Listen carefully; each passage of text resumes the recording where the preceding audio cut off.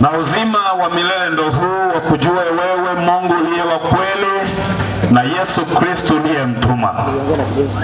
Siku ya jana tuliweza kuangalia upendo wa Mungu, lakini siku ya leo niruhusu tuweze kuangalia somo lenye mada inayosema njia ya uzima sehemu ya kwanza.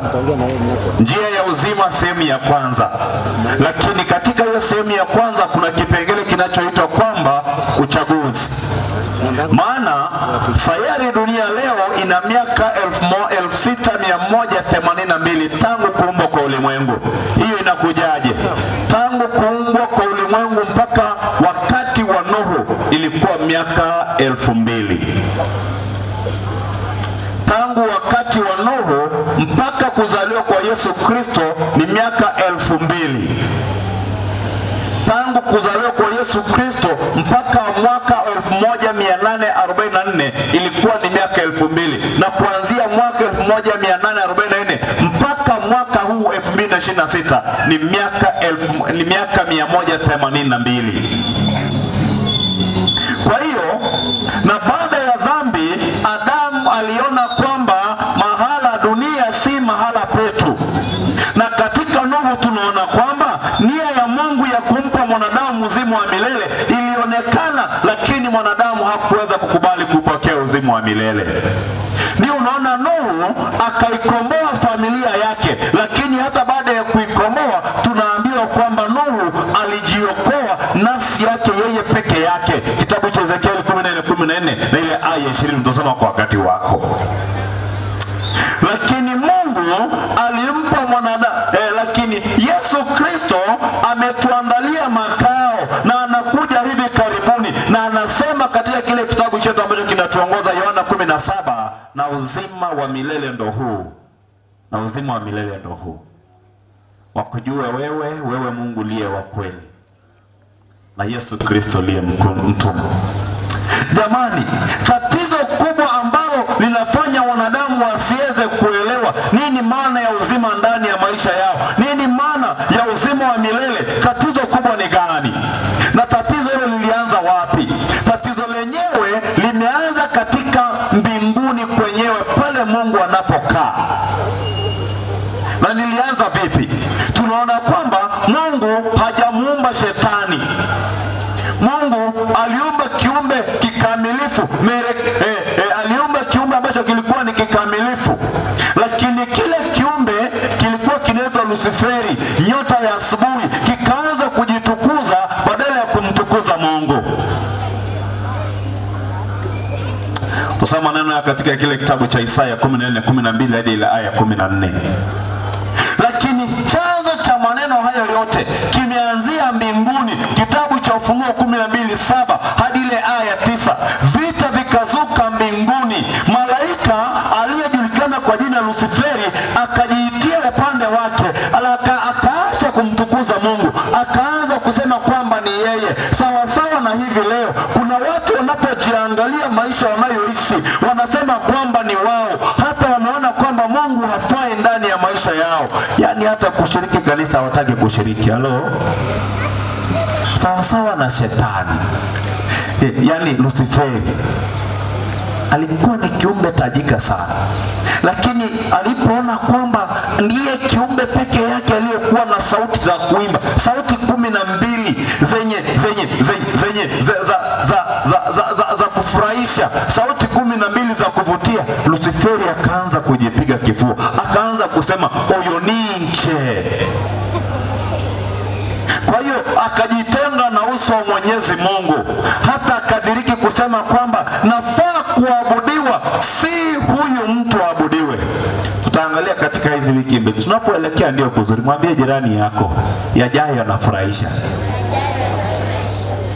Sikiliza wapendo, si hakuweza kubadilika kwa tabia, lakini aliweza kubadilika kwa mageuzi yake yeye mwenyewe. Akaanza kufundisha wanadamu kwamba Mungu akaanza inasema kwamba Mungu, tumeona kwamba Mungu hakuumba shetani, lakini aliumba mtu aliyejulikana kama kerubi. Ezekieli 28 aya 15 hadi ile aya 16. Lakini baadaye tunaona kwamba shetani mwenyewe akajifichua yeye mwenyewe, akaanza kujihusisha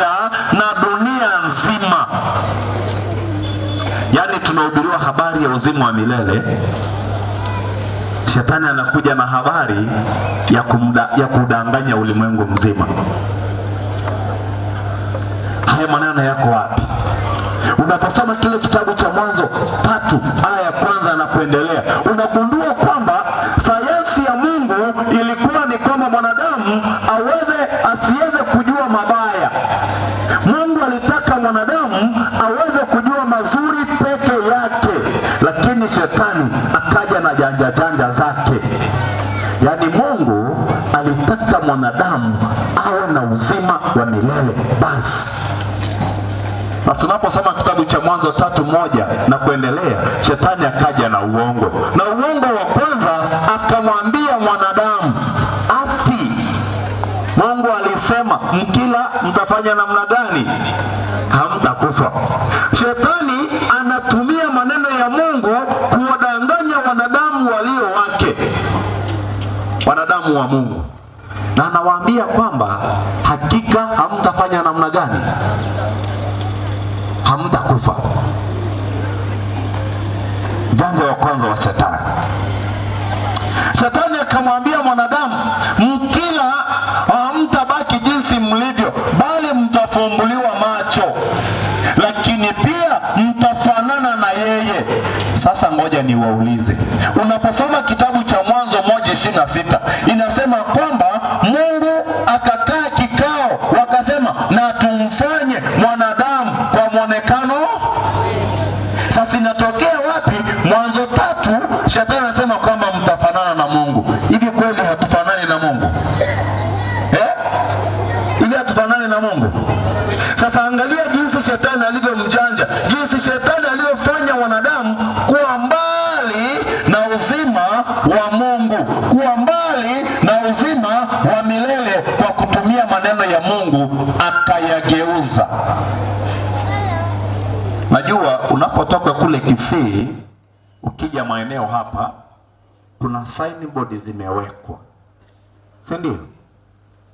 Ukifika Keumbu unaambiwa Keumbu. Ukifika pale Keumbu unaambiwa kwenda Nyankororo, iko hapo chini. Ukifika Nyankororo inakuonyesha kuna njia kwenda Gesusu, kuna Nyanturago, kuna Kiamkama. Signboard zimewekwa. Kwa hiyo Shetani akaanza kugeuza signboard aweze kuweka signboard zake.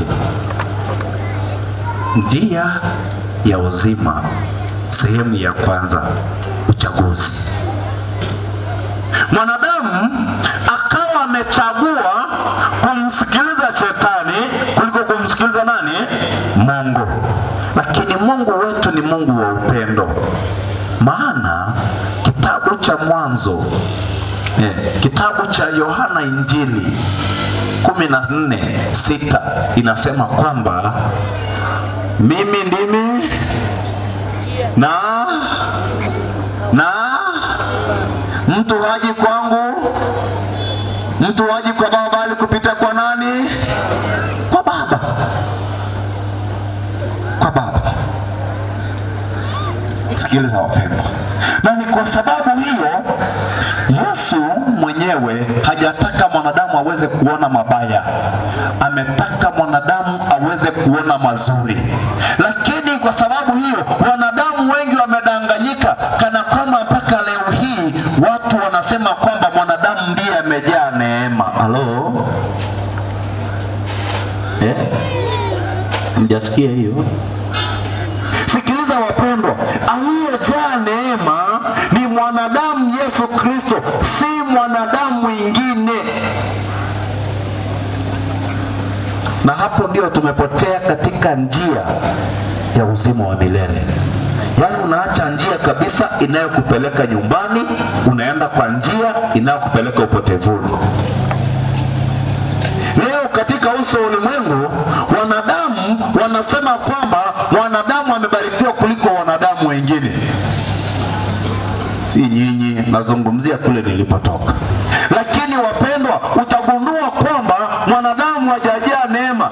Aliyejaa neema ni mwanadamu Yesu Kristo, unaposoma kile kitabu cha Yohana Injili 1:14. Lakini kipendeza zaidi utaanza ni ile 1:1 hadi ile aya 3, alafu rudi 1:14. Na ndio kwa sababu leo nataka tuweze kuangalia, je, Mungu baada ya kumfunulia Nebukadneza alipata nafasi ya kumfunulia nabii wake? Tunasoma kile kitabu cha Danieli 7 kuanzia aya ya kwanza hadi ile aya Danieli 7 yote. Lakini kwa muhtasari tu kidogo, tunagundua kwamba Mungu anampatia mtumishi wake Danieli ndoto ya kipekee, na ile ndoto ilikuwa si kama ile Nebukadneza, ilikuwa ndoto iliyotumia mifano ya wanyama. Na utaelewa kwamba mbona Biblia inatumia wanyama, ni kwa sababu mwanadamu anapokuwa na kichwa kigumu cha kutoelewa mambo anafananishwa na mnyama. Na nikawaambia hapo jana, Nebukadneza alipozidi kugairi na kuwa na kichwa kigumu, Mungu alimfanya kuwa mnyama, akaenda kula nyasi kama ng'ombe anavyokula. Kwa miaka mingapi? 7. Akampeleka college. Nebukadneza anapotoka pale, anakuja na injili nyingine, anamtukuza Mungu wa mbinguni. Halo? Ndio maana nikwambia kwamba Nebukadneza atakuwa katika mbingu mpya. Kwa hiyo unaposoma kile kitabu cha Danieli, kinaanza kukuonyesha kwamba wanyama wakubwa 4 wanatokea ndani ya bahari. Bahari ni ishara ya watu wengi kwa mujibu wa kitabu cha Ufunuo 17:15. Nasoma kwa wakati wako. Na mnyama wa kwanza alikuwa mfano wa simba, lakini alikuwa na mabawa kama ya tai. Yule mnyama aliashiria ufalme fulani. Takuja kuangalia. Na mnyama wa pili alikuwa kama dubu aliyeinuliwa upande mmoja, lakini alikuwa na mbavu 3 mdomoni mwake. Je, yule mnyama aliyeinuliwa anaashiria ufalme gani? Lakini pia meno yake katika meno yake. Lakini mnyama wa 3 alifananishwa na mnyama kama wa chui, lakini naye alikuwa na vichwa 4 na mabawa yake. Je, vichwa 4 vinaashiria na mabawa yanaashiria nini? Tutakuja tuweze kuangalia. Na baadaye mnyama mwingine anaonekana. Huyo mnyama alikuwa ni wa kutisha sana, kwa sababu alikuwa na nguvu kubwa sana. Sijui mnyama mnamjua ni yupi? Tutakuja tuweze kuangalia. Haya mambo yote tutaweza kuangalia. Lakini mnyama huyu alikuwa na meno ya chuma. Unajua mnyama anapokuwa na meno hivi, wanyama wanakuwa na meno ya si meno ya plastiki tu.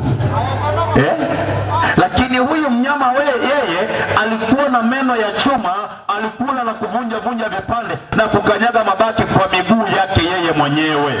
Na umbo lake lilikuwa mbali sana na wanyama wengine ndani ya uso wa ulimwengu.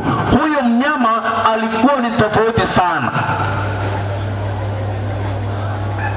Kwa hiyo wanyama hawa ni sawasawa na ile ndoto ambayo Nebukadneza aliweza kuiota. Ndoto hii ni ya muhimu katika maisha ya wanadamu wanaotumainia uzima wa milele. Mbona iweze kuwa ya muhimu? Utanipata. Maana mnyama yule wa kwanza aliashiria ufalme wa Babeli, ambao ulikuwa ni ufalme wa Nebukadneza. Na mnyama yule wa pili aliashiria ufalme wa Umedi na Wajemi, ufalme wa mtu wa baba mkwe na mkwe wake. Na ufalme wa 3 uliashiria ufalme wa Yunani, ambao kiongozi wake alikuwa ni kiongozi kijana mdogo sana aliyejulikana kwa jina Alexander the Great.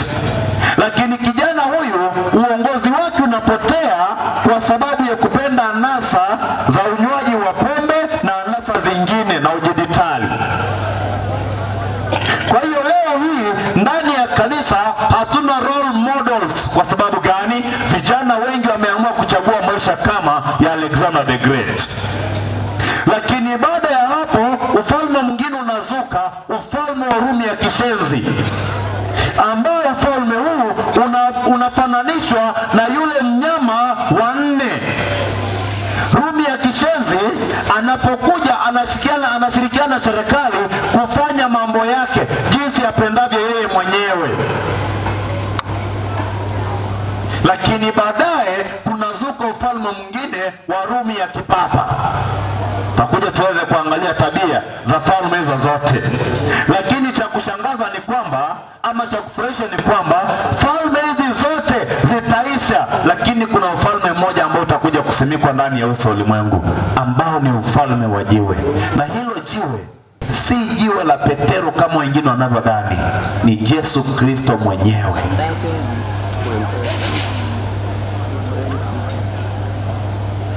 Sikiliza wapendwa, yule mnyama wa nne alikuwa na pembe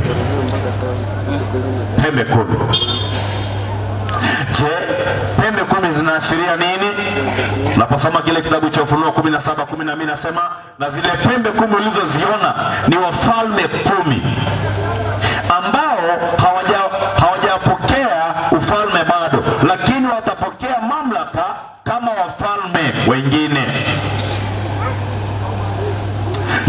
Yule simba alikuwa na mabawa. Mabawa yanaashiria, unaposoma kile kitabu cha Habakuku 1:6 hadi ile aya 9, mabawa yanaashiria wepesi wa kazi, haraka. Kwa hiyo wale wanyama, yule simba aliyekuwa na mabawa na chui, watafanya kazi yao kwa wepesi sana.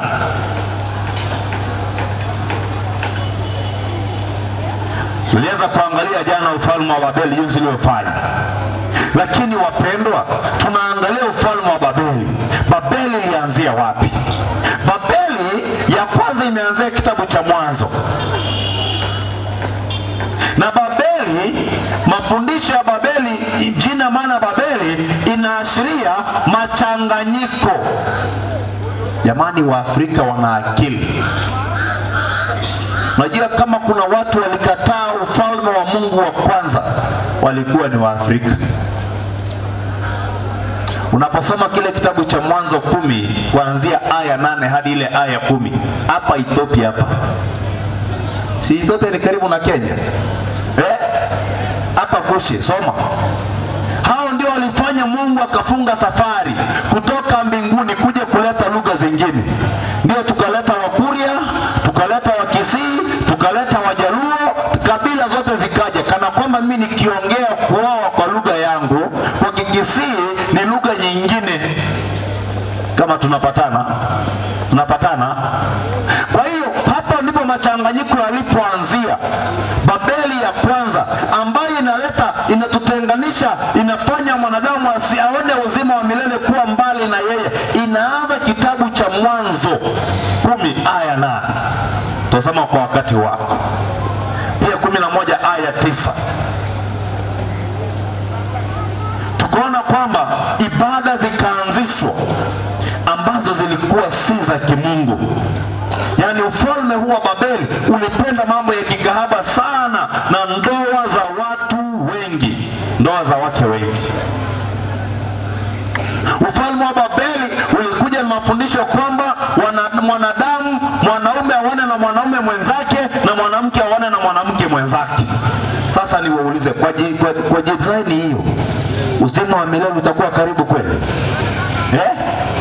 Lakini mapenzi ya Mungu yalikuwa ni kwamba mwanadamu ama mwanamke atawapata kuolewa na mwanaume, si mwanamke aweze kumuoa mwanamke mwenzake, ama mwanaume aweze kuoana na mwanaume mwenzake. Kwa hiyo wanadamu wakapatiwa uchaguzi, na kadri tunapozidi kusonga, wanadamu wameweza kuchagua maisha yao. Hata hapa nchini Kenya wakati 2022 rais alipochaguliwa, alichukua siku 14 akakubali ndoa jinsia moja, akasema kwamba ni jambo la kawaida kuoana, na Marekani ikamsifu kumpatia dola 16,000 kampatia zawadi kwa sababu ya kubali ndoa jinsia moja, ambayo marais wengine waliotangulia walisema kwamba hiyo si desturi yetu. Ilikuwa ni jambo la kawaida. Unasema kwamba tunaenda mbinguni. Mbinguni gani? Sikiliza wapendwa, unaposoma kile kitabu cha Methali 23:26 hadi 28, Nasema, mwanangu, nipe moyo wako, macho yako yapendezwe kwa njia zangu, kwa maana kahaba ni shimo refu na malaya ni rimo jembamba, naam huotea kama mnyang'anyi na huwaongoza wenye hila katika wanadamu. Kwa hiyo injili imeingia ukahaba. Tunapohubiri kuhusu uzima wa milele, bado kuna ukahaba ndani ya kanisa na ndani ya nchi. Hivi hamjaona ndani ya kanisa mambo yanayofanyika? Naona hapo jana niliwagusia kwamba kama kuna watu wanaharibu ndoa za watu ni kina nani? Kina nani? Paangalia hilo jambo vizuri. Sikiliza wapendwa, mambo yanazidi kuharibika ndani ya uso wa ulimwengu, kama vile waimbaji walivyoimba hapa. Dunia inazidi kuwayawaya, dunia inazidi kuyumba kwa sababu ya kuchagua uchaguzi ambao si uchaguzi mzuri. Tumechagua maisha ambayo sio, na umefika wakati tuweze kumwona Kristo msalaba wa Kalvari. Tuweze kumwona Kristo msalaba wa Kalvari. Tunaambiwa kwamba na yule mnyama wa 4 alikuwa na pembe 10, lakini baadaye pembe moja inazuka, na ile pembe moja ilikuwa na kinywa lakini haina masikio ya kusikia. Ilikuwa na kinywa cha kunena, lakini pia ina macho ya kuona, lakini haina nini? Masikio. Takuja tuweze kuangalia habari za hiyo pembe ndogo na tafsiri yake inamaanisha nini. Sikiliza wapendwa, tusoma haya maneno katika kile kitabu cha Danieli 8. Yote utaisoma Danieli 8 yote, na nenda kwa upesi kwa sababu ya muda. Sikiliza wapendwa, yule mnyama, unaposoma kitabu cha Danieli 2, Danieli 7, Danieli 8, zinazungumzia haya yote ambayo tumekwisha yaona, na yanafananishwa kwa lugha yake yeye mwenyewe. Na unapofika kile kitabu, tunapoendelea kuangalia, ndugu yangu, hiyo nguvu ungeitumia kufanya jambo la muhimu kuliko kupiga kengele. Hii ni huduma. Nilisema kama umechoka, tulikuwa tumepatiana nafasi ya kwaya mtoke pamoja nao. Si mimi nimekula muda. Sikiliza wapendwa, kitabu cha Danieli 7:7, napoendelea kumalizia. Baadaye nikaona katika njozi ya usiku, na tazama, mnyama wa 4 wa kutisha sana, mwenye nguvu, naye alikuwa na meno kama ya chuma na makubwa sana. Alikula na kuvunja vipande na kukanyaga mabaki kwa miguu yake yeye mwenyewe, na umbo lake lilikuwa mbali kabisa na wale wa kwanza, naye alikuwa na pembe 10. Nikaziangalia sana zile pembe zake, na tazama, pembe nyingine ikazuka kati yao, nayo ilikuwa ndogo, ambayo mbele yake pembe 3 katika zile pembe za kwanza ziling'olewa kabisa. Na tazama, katika pembe hiyo mlikuwa na macho kama macho ya mwanadamu, na kinywa kilichokuwa kikinena maneno makuu. Sikiliza wapendwa, ufalme ama uzima wa milele umewekwa mbali sana na sisi kwa sababu ya kuzuka kwa pembe ndogo. Nafasi ya Kristo leo hii imemilikiwa na pembe ndogo. Pembe ndogo inanena maneno makuu. Takuja tuweze kuangalia hapa. Na hizi tungelikuwa na sehemu ya kuonyesha picha, ningeweza kuonyesha jinsi gani msalaba wa Kalvari umechukuliwa ukaondolewa katika uso wa ulimwengu na pembe ndogo ikasimikwa. Ndio nikawaambia kwamba kama ningelikuwa na mkutano wa kufanya miujiza hapa, huwa hapa pangekuwa pamejaa. Kwa sababu ni kwamba watu hawataki kuona Yesu wa Kalvari, wanataka kuona miujiza. Lakini ngoja nikwambie wapendwa, katika wiki hizi 2 Kristo anafanya miujiza ndani ya viwanja hivi. Jamani, katika wiki hizi mbili Kristo anafanya miujiza ndani ya viwanja hivi. Hiyo unaona mvua itakuja, lakini tunaposimama kuomba injili hapa, mvua inapotea na neno la Mungu linachukua usukani. Sijui mnataka muone muujiza gani? Sikiliza wapenda, jioni ya leo unapoenda kile kitabu cha Marko 4:8, yule kipofu Betsaida aliposikia ujumbe huu wa uzima wa milele, alipozipatana na Yesu Kristo, Yesu akamgusa mguso wa kwanza. Yule bwana alipoulizwa kwamba unaona nini, akasema naona watu kama miti. Yesu akamgusa mguso wa pili. Alipomuuliza unaona nini, akasema kwamba ninaona. Na alipotoka pale, walipoendelea kumuuliza kwamba nani aliyekuponya siku ya Sabato, akawaambia kwamba haijalishi nani aliyepata kuniponya, kinachojalisha ni kwamba nimepata uzima wa milele, sasa ninaona. Pamoja na kuwa kwamba mlinitenga kwa muda mrefu, nataka niwaambie kwamba sasa ninaona na uzima wa milele huu mikononi mwangu. Ninakwenda nyumbani nikiwa namuona huyu Yesu. Ninajua hamkutaka nipate kuona, lakini nataka niwaambie kwamba ninaona. Wapendwa, kuna uwezekano uzima wa milele umefichwa ndani ya maisha yetu. Uwezekano mkubwa kwamba kwa sababu ya uongo, kwa sababu ya mafundisho yasiyo ya kweli, umetengwa mbali na uso wa Kristo.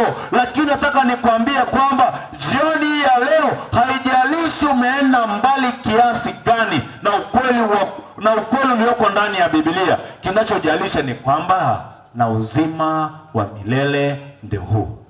Halo, tuseme kwa pamoja jamani, na uzima wa milele wa kujua wewe Yesu Kristo uliye na Mungu uliye wa kweli, na Yesu Kristo uliyefanya namna gani, uliyemtuma. Pendwa, jioni ya leo nataka kuomba na mtu mmoja ambaye ndani ya maisha yake kiukweli anapoangalia hii habari ya wokovu ilikuwa imewekwa mbali sana na yeye, lakini jioni ya leo naona kwamba hakika uzima wa milele ni haki yake. Nani anayeona kama ninavyoona? Nani anayeona kama ninavyoona jamani? Anaona kwamba uzima wa milele kiukweli ulikuwa umeonekana kuwa mbali, lakini kadri tunapozidi kuangalia haya mambo, uzima wa milele umekuja karibu na anauona sasa mikononi mwake. Nani anaona mambo kama hayo? Nani anaona kama anavyoona? Nani? Watu wakiamka, sijui nizungumze kwa lugha gani. Nani anayeona uzima wa milele umekuwa karibu kuliko umekuja karibu, si kama alivyokuwa? Naomba mtu huyu aweze kusimama.